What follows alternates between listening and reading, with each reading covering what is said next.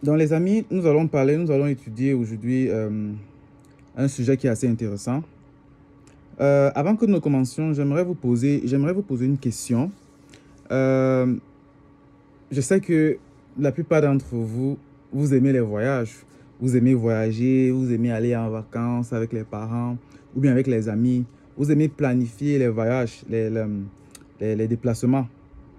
Mais pensez un peu à quelque chose. Lorsque vous êtes en train de faire lorsque vous êtes par exemple en train de camper en forêt, ou bien je sais pas, en train de pique-niquer, n'importe quoi, et qu'à la tombée de la nuit, vous voulez vous réchauffer, vous voulez faire de la lumière, vous voulez, je sais pas, penser à quelque chose pour faire fuir les animaux, pour pouvoir mieux camper et pour pouvoir aussi mieux se réchauffer. Et à quoi est-ce que vous allez penser? Automatiquement, vous allez penser à faire un feu, n'est-ce pas? Très bien. Vous allez penser à faire un feu. Lorsque vous pensez à faire un feu de cette manière, vous avez besoin de quoi? Vous avez besoin, vous avez besoin du bois, n'est-ce pas? Vous avez besoin je sais pas, d'un briquet, d'un, d'un allume-feu, quelque chose qui va permettre à ce que le bois puisse brûler, n'est-ce pas? Voilà. Donc, lorsque vous commencez à allumer votre feu, boum, il brûle.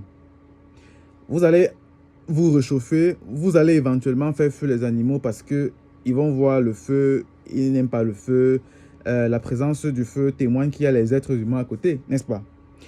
Quand vous pensez à ça, qu'est-ce que ça vous renvoie? À la fin du feu, qu'est-ce que vous allez avoir? Quand vous allez vous réveiller le matin, vous allez avoir quoi? Vous allez vous rendre compte que le feu a fini de brûler, n'est-ce pas? Le bois s'est embrasé. Il n'y a plus du bois. Qu'est-ce qui se retrouve au sol? C'est la cendre. Ah bon?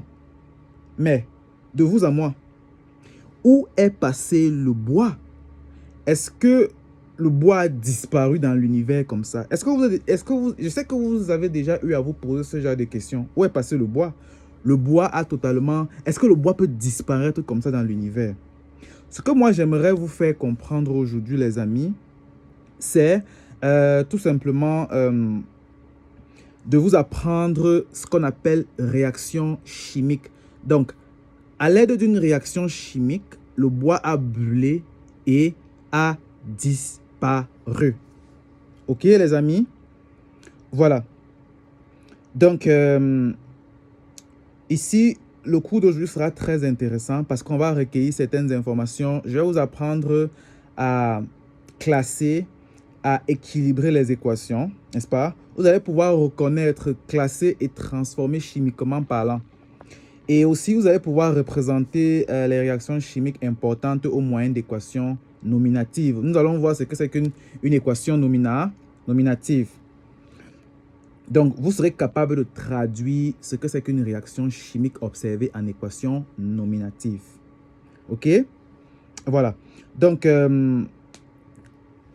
moi, j'aimerais d'abord que vous puissiez comprendre au niveau ce que c'est que la vérification des tickets, par ticket de sortie. Si je prends un exemple, vous savez que pour produire de l'eau, l'équation chimique, si on prend l'eau, l'eau, c'est quoi? C'est H2O, n'est-ce pas?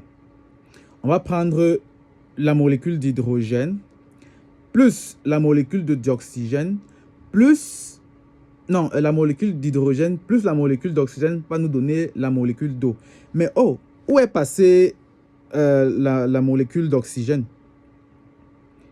Non, je vais dire pourquoi la molécule d'oxygène.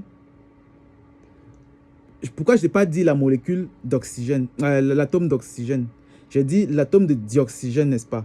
Donc, on va prendre un atome d'hydrogène plus le dioxygène qui va nous donner l'eau.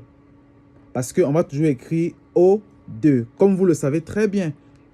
Mais comment se fait-il que on a deux atomes d'oxygène d'un côté et ça devient un seul atome d'oxygène de l'autre côté? Comment faire pour que les deux soient égaux?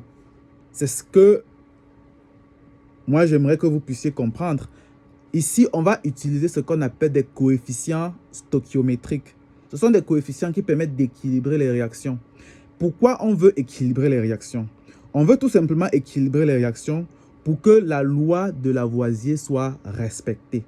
Vous allez me demander c'est quoi la loi de Lavoisier? En réalité, la loi de Lavoisier, c'est une loi qui permet à une réaction chimique d'être équilibrée. La loi dit que lors d'une réaction chimique, on doit avoir le même nombre d'atomes à gauche et le même nombre d'atomes à droite. Mais pas que. On doit également avoir le même nombre de masses à gauche et le même nombre de masses à droite.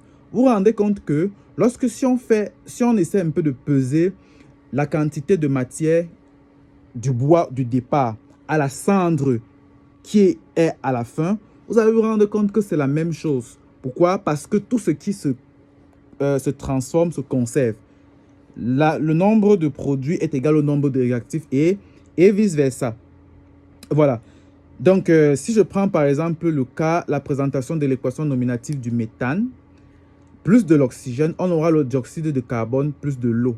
CH4, n'est-ce pas, plus O2 va nous donner le dioxyde de carbone plus l'eau. Donc, il faut compter les atomes. Si on a 4 hydrogènes à gauche, on doit aussi avoir 4 atomes à droite. C'est la loi de Lavoisier. Et aussi, n'oubliez pas les amis, il faut équilibrer.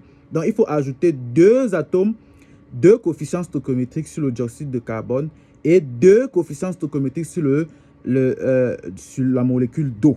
Voilà. Donc, et aussi, j'aimerais vous faire comprendre que si vous avez le nombre de masses à gauche, vous devez aussi avoir le nombre de masses à droite. Ainsi, avec tout cela, vous comprenez exactement comment est-ce que lors de votre nuit, le bois disparaît et donne les cendres.